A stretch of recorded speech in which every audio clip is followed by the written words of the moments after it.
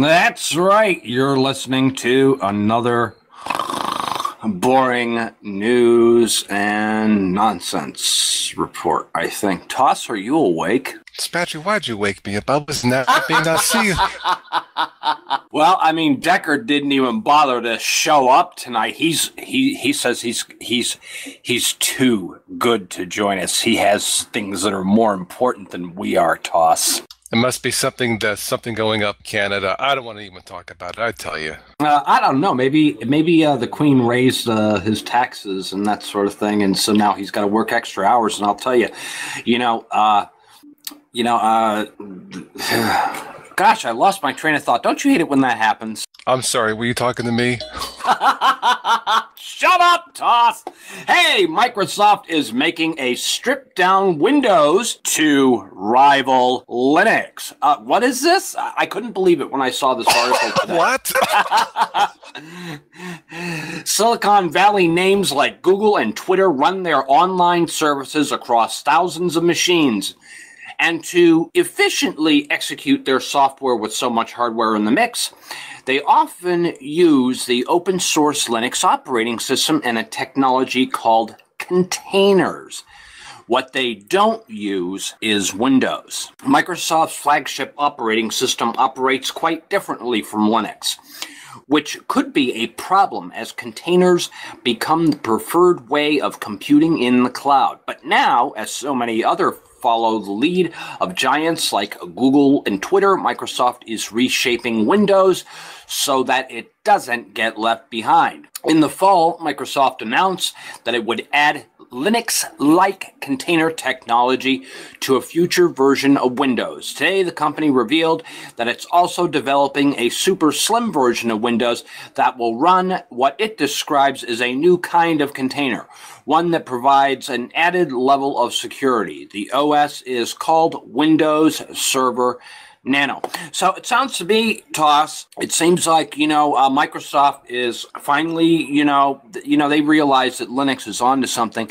And, I remember seeing a farce of a website years ago, Microsoft Linux, and that sort of thing, and the way Nadella is taking this company now, there is a possibility we may actually see a Microsoft Linux. What do you think about that, Toss? Or at least some variant at A? I was just thinking about that coming next year, January, the first of the year, kick off the new year with the new Windows Linux distribution courtesy of distrowatch.com. Imagine that. It just seems weird, but hey, you never know anymore, yeah.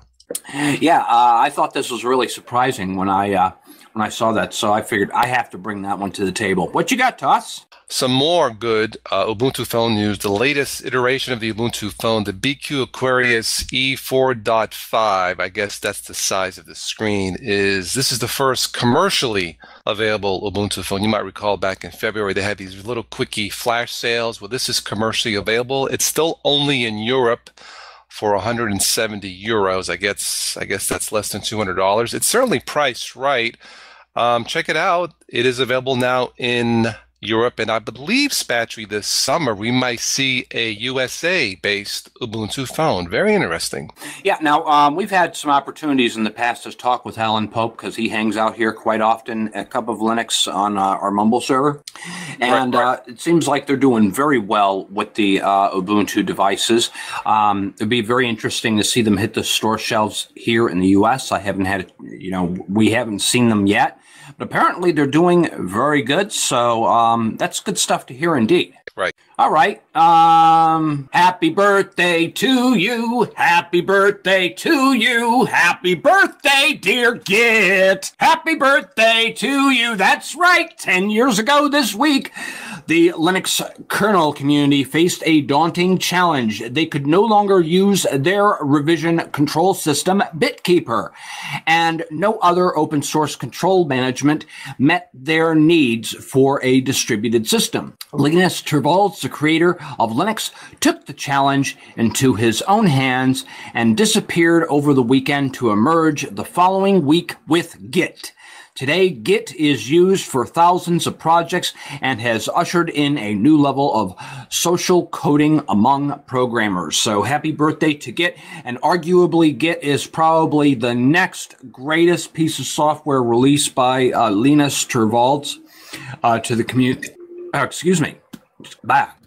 Linux.com has this article along with an interview with the Git creator, Linus Torvalds. Well worth your time. So head on over to Linux.com and check that one out. What you got, Toss? On that note, what can I say? Yes, I get it.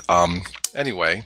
Well, do you ever build anything from Git? I don't remember, actually. I don't think I have. Yeah, well, the thing is, if you're using an Arch-based distribution or a derivative thereof or something like that, and sometimes you may run, you download a shell script from online that would make sure that you have Git installed and would connect to, GitHub or wherever else. And then, open up that Git tree, download the files that you need, and then build it for your system.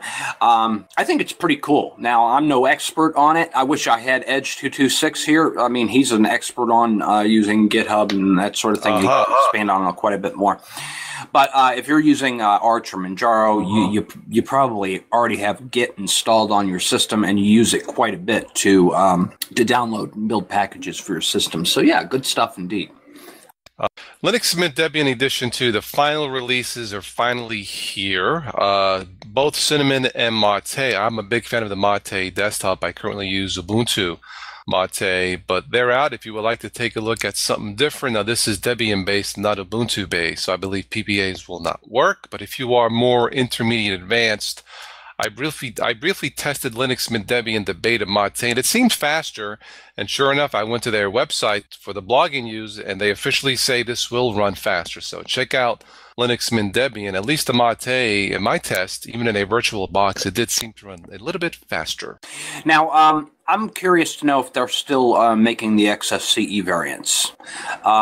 I liked Mint when I was running XFCE. Now you stated this is Debian though, so yes, they probably have a little bit more of a limited selection, but it is semi-rolling, which is quite nice because I do believe it's based on the testing repository, and it will continue to roll until the existing testing repository, I believe it's Wheezy right now, until that becomes stable. So if you're looking for, and the thing is, Debian testing has been well known to work quite well for people. So yeah. All right. Well, I have something interesting, and it looks like this is something that's right around the corner. It looks like Android apps will eventually run on Windows, Mac, and Linux with ArcWelder. I did a search for this online today, and I couldn't find it because I do have Google Chrome browser installed on my system just so I can watch Netflix. And I was looking for this application. Apparently, it isn't ready just yet. But Google has launched a tool that lets Android apps run on any machine that can run its Chrome browser. Hallelujah to that, because I'll tell you what, kids, I've got a lot of Android programs that I would absolutely love to run on my computer. So this is great stuff indeed, and I'll be keeping an eye out on this. And once they do release it, I'll put up a video on it. So at any rate, the software is called ArcWelder. It acts as a wrapper around Android apps so that they can run on Windows OS X and Linux machines. The project was previously limited to a small group of developers who got to collab. Oh, goodness, Toss, I can't talk today. What are you eating? Well, actually, I'm having chicken and fries here. All right, the project was previously limited to a small group of developers who got to collaborate with Google to do so.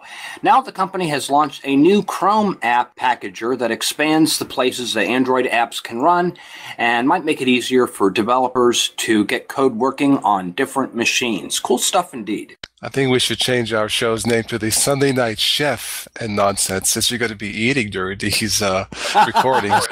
Well, I mean, I have a few little snacks here, just like I've got my coffee and everything like that, yeah, well, no news and nonsense isn't any fun unless I have my goodies with me here, Well, duh.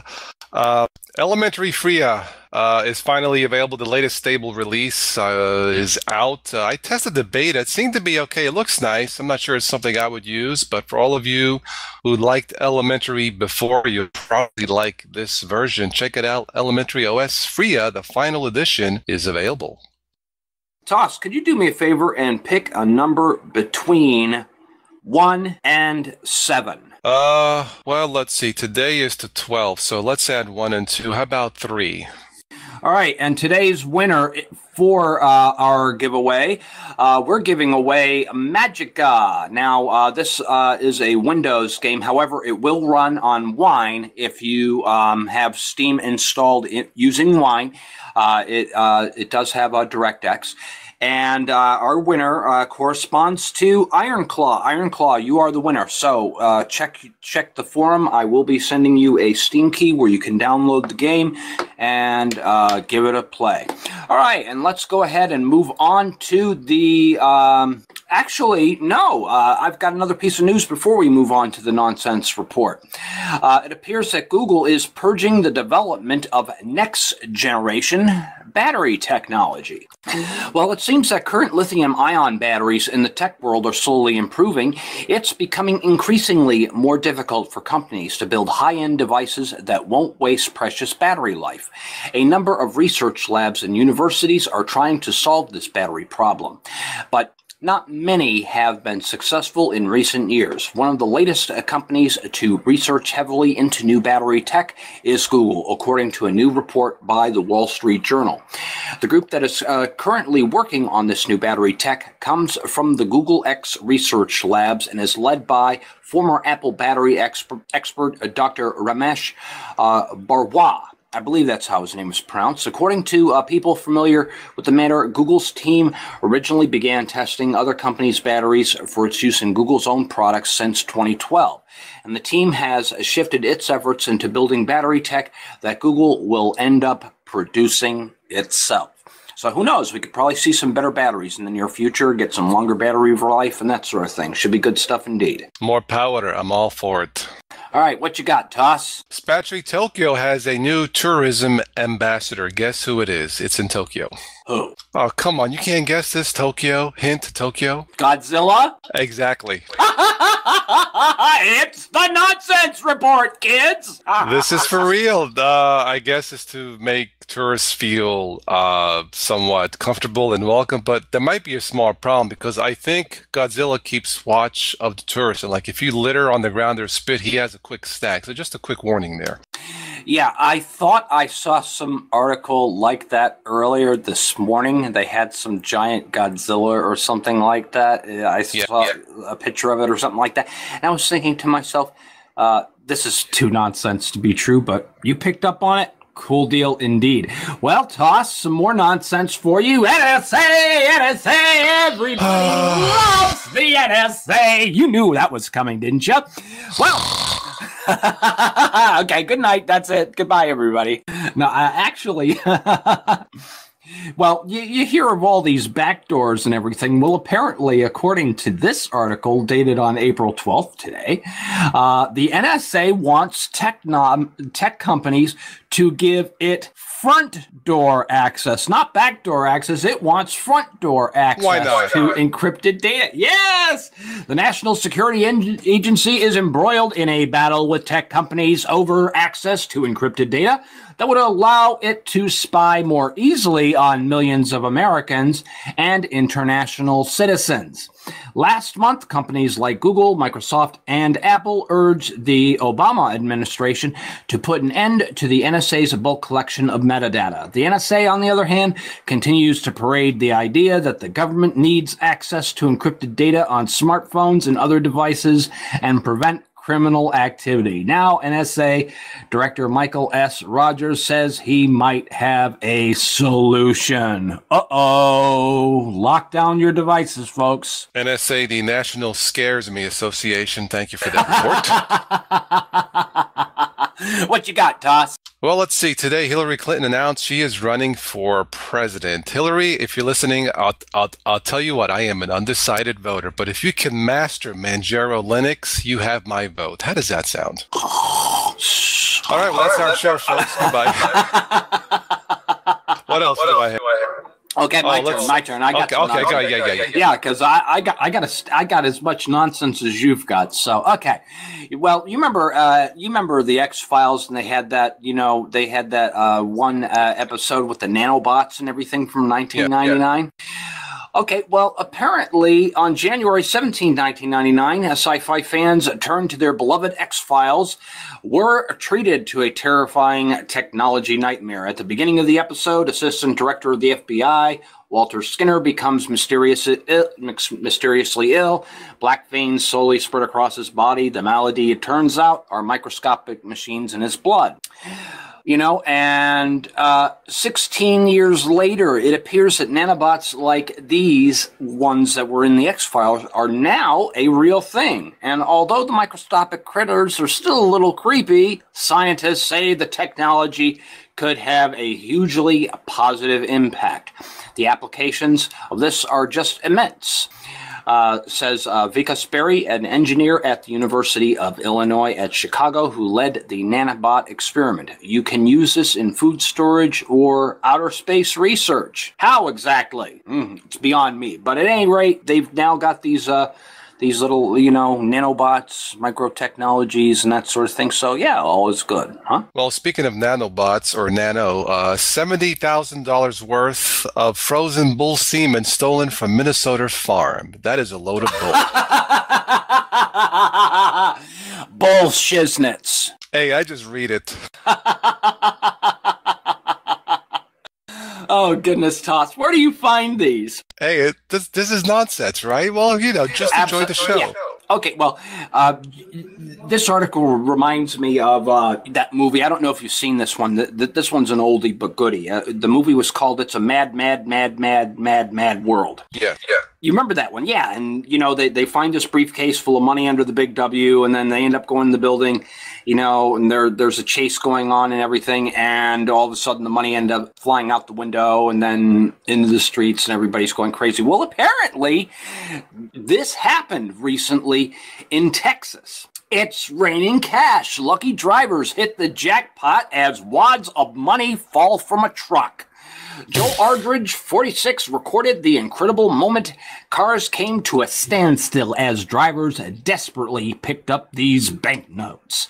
Drivers scooped up free money after a truck stopped a large wad of cash along a busy road. Footage shows the incredible moment of cars that came to a standstill as people desperately pick up banknotes which blew across the street. Recorded by 46-year-old Joel Aldridge, it shows a number of people climbing out of their cars, scrambling to catch the money in Texas.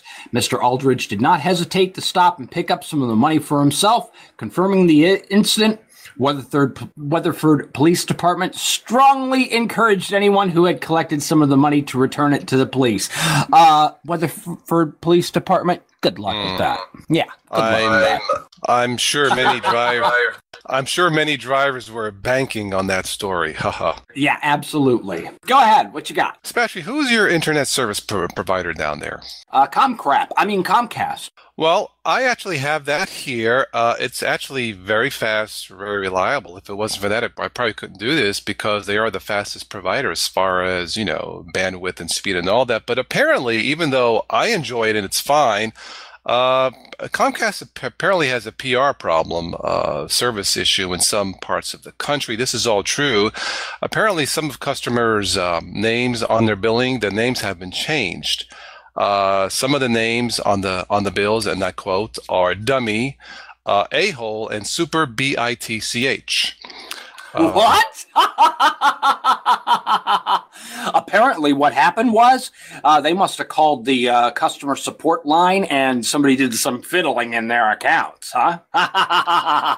I'm not sure, but the last one, Super BIT, that's actually a sequel to Superman. No, I'm just kidding. But okay, yeah, I follow you. But no, look, I have Comcast here. It works fine. But I will say this: it gets kind of embarrassing because I get these bills in the mail and they change the name. They'll put on, King Boss, Master T, Total Boss Today. It really is embarrassing. So Comcast, we stop doing that. I mean, I appreciate it. Now, something to let you in on, kids. If you do have Comcast, I do. I have their Boost internet, and believe me, it is lightning quick. Love it. Gotta have it, especially, doing the podcasts and the things that I do. Gotta have the high-speed internet. I'm getting like almost set. Sometimes I'm topping out at 7 megabytes a second down, which is lightning quick. I think they call it their 50 megabit a second service, but actually I'm downloading like 7 megs a second, so it is quick. But I gotta tell you something. Never, ever, ever call them on the phone for support, or to upgrade your account, or do anything. They are imbeciles in their call centers. Absolute imbeciles. If you want to get something done right, you need to go there in person and deal with somebody face to face.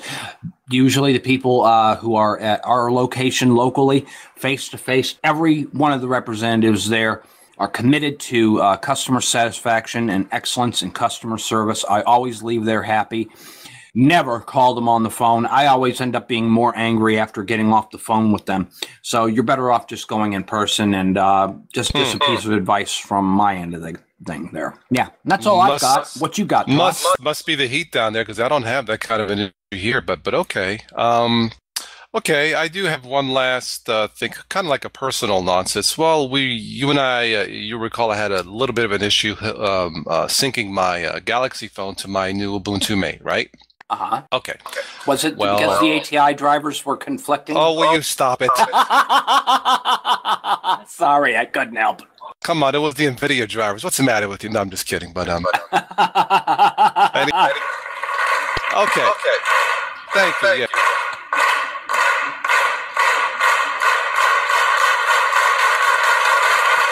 Okay, go ahead. All right, so I uploaded a video, Ubuntu Mate review, and one of my subscribers had mentioned, Toss, did you install something called XFAT Utilities something or other?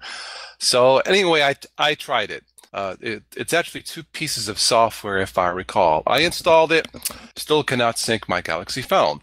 The same day, the lead developer for Ubuntu Mate, Martin Wimpress, says, did you try the XFAT utilities? The exact same suggestion. So I'm like, no, wait a minute. If a random comment, someone says, try this, it doesn't work, I'm like, okay, fine, it doesn't work. But if the boss of Ubuntu Mate says, try this, maybe I'm doing something wrong. So I go to the Synaptic Package Manager. I look at it, says, well, the XFAT, whatever, they're there. They're installed. But then Spatry, it hit me. It hit me, and I'm like, Toss, baby, start thinking like Windows. As in, you want to know how I solved my problem, Spatry? Go ahead. I rebooted, just like you do in Windows. I rebooted twice, and now I can sync my phone. So Ubuntu Mate, folks, is Windows user certified. Myself. Thank you very much. It's really funny. I had a fun little adventure today. I suppose we've got a few minutes I can talk about it. We have a thread on the forum where some people were asking. We had one person who was asking about getting games, browser games, working in Linux. And it just so happens a cup of Linux, if you click the chat here button and you click the little alien icon, we actually have some browser games built in. But the thing is, darn it, I want to play Shockwave games, and I couldn't figure it out. And so what I ended up doing yesterday was I compiled Pipelight. And the only plugin that I wanted was just the Shockwave plugin. So I followed the instructions on the Pipelight website, and it just would not work. And suffice to say, I ran Iceweasel browser and found out why it was getting these errors and that sort of thing. So there were just 2 simple little lines of code that I throw into the terminal, and now all of a sudden Shockwave content is working, and now I can play almost all of the games that we have on our site. I think I need to put a video up showing how to enable Shockwave in Linux so that you can play those games. Pretty cool stuff indeed. Very easy to do if you're running Arch or Manjaro. to compile Pipelight. But then again, if you are running an Ubuntu or derivative, I think there is a PPA out there where you can get Pipelight. And with the Pipelight installer, you can have all kinds of plugins with it. Toss, it's interesting. You know, they have the Unity 3D engine for browser games. So you can install that and then be able to play Unity 3D games and all kinds of stuff. So yeah, well worth the time and effort and trouble to check out Pipelight if you haven't already done so. Well, that's all I've got, and I take it you're all out of news, aren't you, Toss? Just a couple quick things. A couple polls this month. Vote for your favorite Linux April YouTuber. Please don't vote for me. I mean, you're more than welcome to vote for Spatry, but I do these polls maybe to help out somebody new to YouTube who needs more exposure, more help, as it were. So go ahead and just vote, comment as a vote on that video. And the one poll ends tomorrow. Next day, would you buy an Apple iPhone? This is interesting, Spatry, because when I first started the poll, it was like 100% no. Now, the last time I checked, I think it was almost like 60-40 no. So I'm curious to see where the poll ends, but I don't know. I was thinking about the $17,000 iWatch, but nah, I think I'll stick to what I have. Thank you very much. It's funny because we did have a topic on our forum for would you purchase a smartwatch, and I don't think anybody has voted yes on that topic to this date. And touching on YouTubers, if you do have a new YouTube channel and you are releasing Linux videos and you want to get more people over to your channel, you know, we have a lot of YouTube show hosts here at cupoflinux.com, so be sure and share your videos. Just post them in the correct sections on the forum. I encourage YouTube show hosts to share their videos, and this is a great way to get more people and, you know, to get a larger audience. Obviously, a larger audience is good for a lot of you who are putting a lot of effort and time into your videos, because, you know, you do want to get a partnership so that you can at least, you know, earn, you won't get rich, but, you know, you'll earn a few bucks, get a little bit of a return for your investment and time that it takes to put these videos and stuff together. So I always encourage people to post their YouTube videos at Cup of Linux, as long as they're in the correct areas. I'm perfectly cool with that. So if you've got a YouTube channel, definitely hop on in a Cup of Linux, become a big part of the family here. This is a great place where everybody can obtain and share information. Absolutely. And it's always great to have you here with us as well, Toss. Too bad Deckard Cain couldn't make it. As stated, he had some, he apparently had something to do that was more important than we are.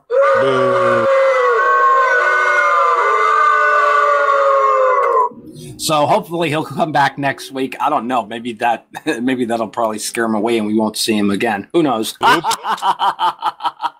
Hello, Deckard. Goodbye. But I'd like to thank everybody who's joined us in the listening room. Thank you, all of you, for joining us. We'll be back same time, same channel next week. And I hope to see you next week as well, Toss. And we'll have more prizes and stuff to give away. Also, join us next Saturday night, 8 p.m. Eastern Standard Time, UTC -5. We're going to also have another Cup of Linux game night with Star Conflict and Open Red Alert. That's all I've got. Peace out. Arrivederci.